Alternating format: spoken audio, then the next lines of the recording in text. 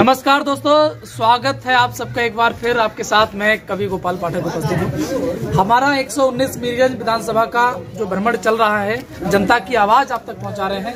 तो ऐसे ही हम आ चुके हैं आज एक गांव में, जिस गांव का नाम है चनेटा। धनेटा चनेटा के नाम से मशहूर है और यहाँ बिल्कुल हाईवे के पास ये गांव पड़ता है। तो आज हम इस शाम के समय यहाँ कुछ जनता है, हम इनसे पूछेंगे कि यहाँ पर किसका माहौल है और ये किसके लिए वोट करेंगे। तो जैसे कि तमाम तरह के मुद्दे इसमें उत्तर प्रदेश में चल रहे हैं। दोनों पार्टियां सपा और भाजपा मुख्य लड़ाई में मानी जा रही हैं। अब देखना यह है कि किस पार्टी के हाथ विजयश्री लगती है। तो फिलहाल 119 विधानसभा का ओपिनियन हम आप तक पहुंचा रहे हैं कि यहाँ पर किसका माहौल है। तो सबसे पहले हम ये भाई साहब आपसे जानना चाहेंगे, किसका माहौल है आपके यहाँ गांव में? हमारे यहाँ जो है माहौल जो है विकास का है, सबसे महत्वपूर्ण विकास का मुद्दा है। विकास का मुद्दा है। किसका माहौल है, किसको आप लोग वोट कर रहे हैं? वोट तो हम योगी मोदी के लिए आएगा, हमारे यहाँ से पूरा ही योगी मोदी के लिए एक तरफ जाएगा। परसों आपका चुनाव होने वाला है। जी जी भाई साहब, आपको क्या लगता है किस बार कौन चुनाव जीतेगा? भाई योगी में तो हम वोट देंगे योगी जी के लिए। योगी अच्छा सब काम है भैया। हाँ जी, योगी जो है सबको समझाए एक साथ। अच्छा योगी जी के लिए वोट क्यों? ये वो सबको एक साथ समझ रहे हैं, गल्ला वगैरह दे रहा है, वो दे रहा है सबको। किस लिए? जी हाँ, युवा साथी भी है, काफी भीड़ हो गई है सब तरफ। मैं भाई, अभी तुम पढ़ाई कर रहे हो, वोट बन गया कि नहीं अभी तक? अभी नहीं बना। किसको आप चुनाव में सपोर्ट कर रहे हैं इस बार? हम योगी मोदी को सपोर्ट कर रहे हैं। योगी जी के लिए। अखिलेश यादव तो कह रहे हैं कि हमारी सरकार आएगी तो हम नौकरी देंगे सबके लिए। योगी जी तो नौकरी नहीं दे रहे हैं। देंगे सर, वो भी देंगे नौकरी देंगे। हाँ भाई, आप बताओ। योगी मोदी है सर अपने तो बस। योगी मोदी। हाँ सर। जैसा कि आप देख रहे हैं, एक सवाल और है।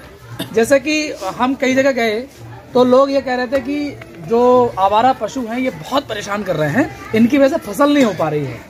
तो मैं आपसे पूछना चाहता हूँ, क्या वास्तव में आवारा पशु परेशान कर रहे हैं? नहीं, उसके लिए उनके व्यवस्था कराइए।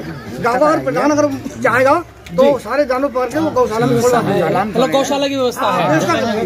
तो मतलब मोदी छोड़ेगा, अपना छोड़े, मोदी छोड़ेगा, मोदी नहीं छोड़े, अपना छोड़े, कासन छोड़े, पालना दूध दे रहे तो छोड़ रहे हैं।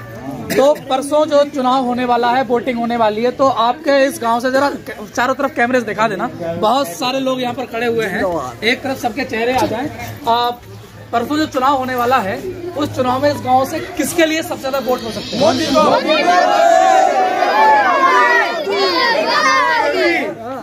अच्छा,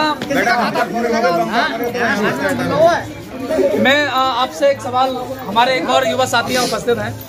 जैसा कि अखिलेश यादव जी कह रहे हैं कि उत्तर प्रदेश के अंदर ठोको चल रही है, ठोको राजनीति चल रही है, जिसको देखो ठोक दिया, जिसको देखो ठोक दिया, या बुलडोजर चल रहा है। क्या बुलडोजर चलने से या ठोकों की राजनीति होने से उत्तर प्रदेश में लोगों को परेशानी हो रही है? नहीं सर, नहीं सर, योगी जी कर रहे हैं, बहुत अच्छा कर रहे हैं। कब्जा करो जमीन पे, हराम की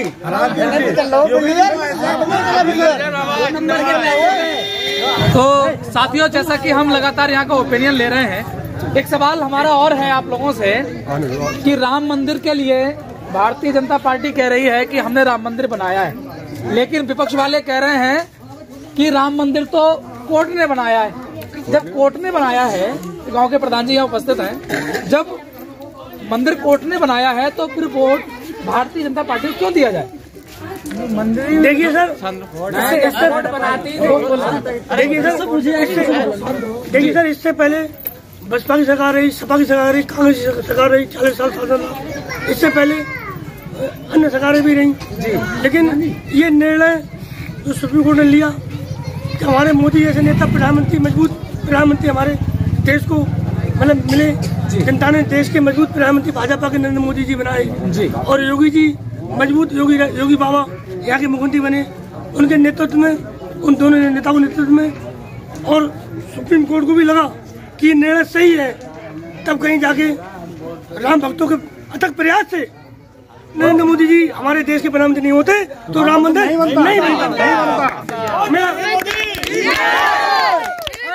चलिए, हाँ कोई दिक्कत नहीं है। ये भैया है हमारे, वो खड़े हैं पीछे। जी जी, पढ़ के आ जाओ, पढ़ के आ जाओ।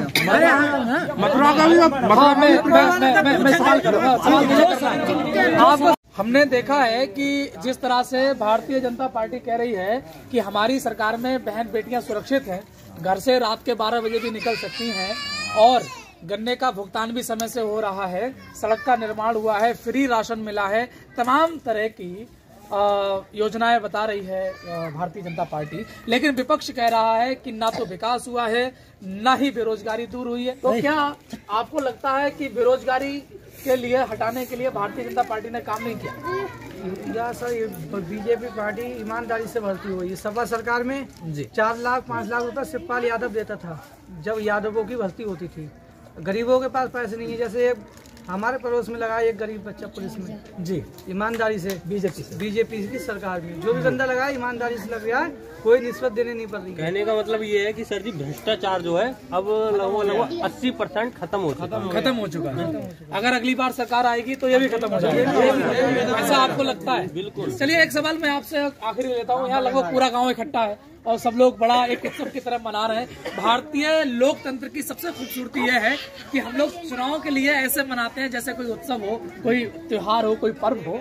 तो जिस तरह से खिले खिले चेहरे हैं और लोग चुनाव में वोट डालने के लिए उत्साहित दिख रहे हैं, तो एक सवाल आपसे मैं एक अंतिम सवाल लेना चाहता हूँ कि अगर by the way Samajwadi party जिस तरह से कोशिश कर रही है, गठजोड़ कर रही है, या फिर तमाम तरह के प्रलोभन दे रही है कि नौकरी देंगे, फ्री बिजली देंगे, फ्री बिजली देने की जहां बात हो रही है, अगर आपको फ्री बिजली मिलेगी तो उन्हें वोट देने में आपको परेशानी क्या है?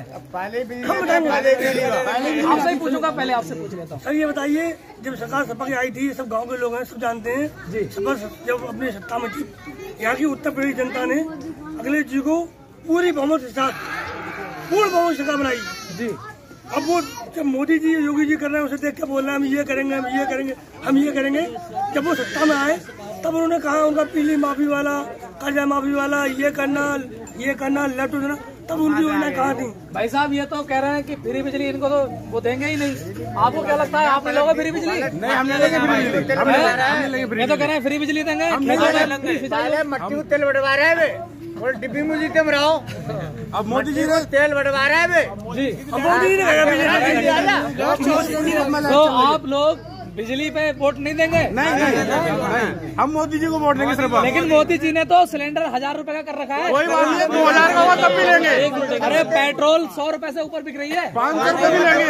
गेहूँ 2 रुपए किलो है, सीधा जनता का उद्देश्य चावल, जनता का सीधा उद्देश्य ये है, मोदी जी के लिए पूरे हिंदुस्तान का जो वोट है, खास तौर से हिंदू वोट, वो मंदिर उठाया है, मोदी को छोड़ के कुछ देना नहीं। क्या यहाँ पर कोई ऐसा भी है भैया जो समाजवादी को वोट देना चाहता हो?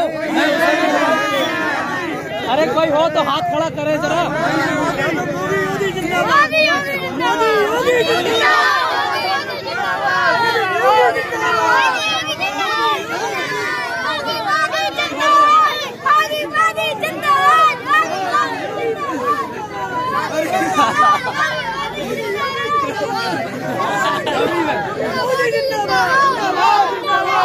तो साथियों, आपने देखा ग्राम चनेटा का उत्साह। यहाँ पर लोग 14 तारीख का बेसब्री से इंतजार कर रहे हैं।